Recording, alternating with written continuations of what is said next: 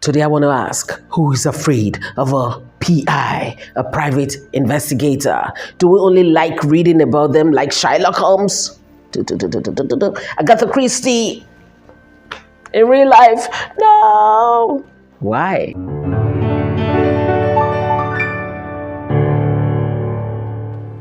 Hiya! Welcome to the recap. I'm Cordelia Ube. Remember to subscribe, remember to share, remember to comment, and continue to be a part of the recap. Somebody put forward a bill recently asking for a second reading, and that person, Senator Osita Ngu, he said, let's license private investigators so they can work professionally and do things professionally.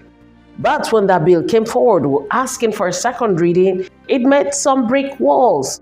Senator Adams Oshomole said, I think that it would be risky to license anyone to have the right to approach any one of us and ask certain questions because the law has empowered him so to do. It will just be a license for extortion, a license for blackmail, an unnecessary rivalry, and it will not be controllable.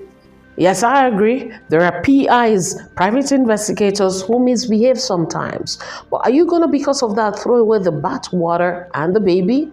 No. The police, SIB within the police, DSS, and of course EFCC, including ICPC. All of this exists for the one purpose: to investigate and, where convinced, to prosecute. All those institutions mentioned are government institutions, government establishments. How many there be? Even in the US, where their crime fighters are a lot, well equipped and thoroughly professional, they still have PIs.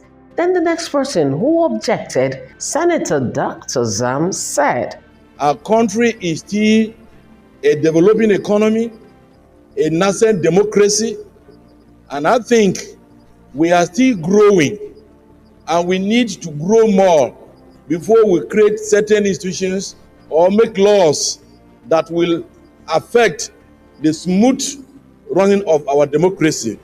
So empowering individuals with a license to investigate, Mr. President, time will come when your own political enemy will now say, I have a private license to investigate you. Aha! Political opponents could use this against you. But why you they fear? Why are you afraid? If you do not have skeletons dancing in a cupboard trying to come out, or buried truths trying to unearth themselves, why should you worry if somebody wants to investigate you? Anyway, the Senate president on his part now said his own. And I think his own was coming from somewhere you may remember.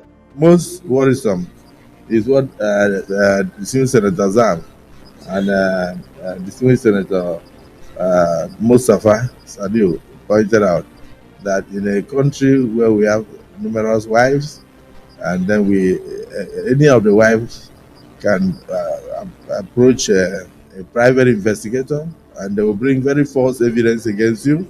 At the end of the day, you end up being scandalized. Social media will take that report as if the report is true. If you remember, the Senate president had a run-in not too long ago with a blog, a gossip blog site that had thrown out his details out there, claiming that allegedly he had I'm not going to talk him again, and probably that was his first fear, I don't know. But I think this is more than worrying about political opponents, worrying about side chicks, side cocks, and the fact that we're still a growing democracy and all that. What are people afraid of? Private investigators, they help with investigations when it comes to plane crashes, fake claims, insurance fake claims, missing persons, fraud, and a lot of things. And as I said before, all the government agencies mentioned, can they help over 200 million people? Anyway, having said all that, the person who had proposed this bill asking for a second reading got up and said, while I was working on this bill, the issue you raised now was one of my major concerns.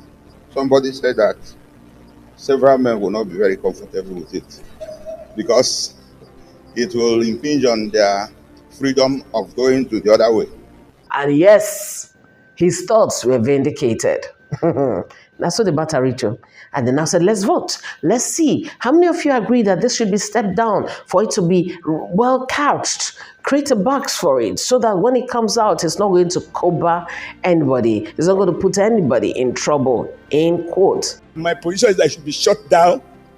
If anybody thinks we need to do to revisit it, then it will require that we have all the details. And sometimes the devil hides in the details. The vote. So the Senior Senator Osisango has applied that he be allowed to step down this bill for further consultation. Those in support of his position say aye. Those against say nay. Only one voice. The ayes have it. Only one person said no. Anyway, I'm not going to say much. I'm just going to ask. Ask your senator. Ask the person representing you. What was the problem? Were you the lone voice who said nay? Or you joined the men who said, no, yes, rest this thing first? And if your spouse was there when they voted, ask, did you vote yes or no? And if yes or no, why?